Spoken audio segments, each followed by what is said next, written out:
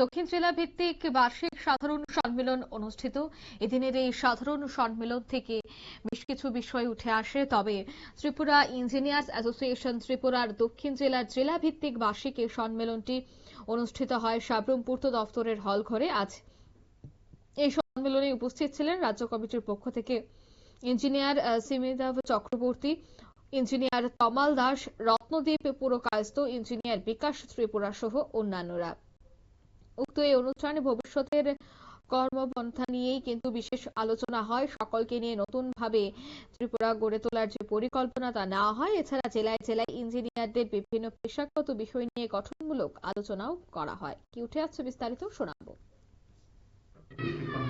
যেখানে আমাদের আগামী 2 বছরের জন্য নতুন লিডারশিপ ডিসাইড হয় এবং যারা অ্যাসোসিয়েশনগত অর্গানাইজেশন স্ট্রাকচার আগামী 2 বছরের জন্য সাফল্যমণ্ডিতভাবে পরিচালনা করবে। আমরা স্টেট ইঞ্জিনিয়ার্স অ্যাসোসিয়েশন ত্রিপুরার সমগ্র সদস্যরা মিলে এই প্রোগ্রামটা প্রত্যেক বছর করি এবং আমাদের স্টেট এজিএম তার ডিস্ট্রিক্ট এজিএম আগরতলাতে প্রত্যেক বছর পালিত হয়।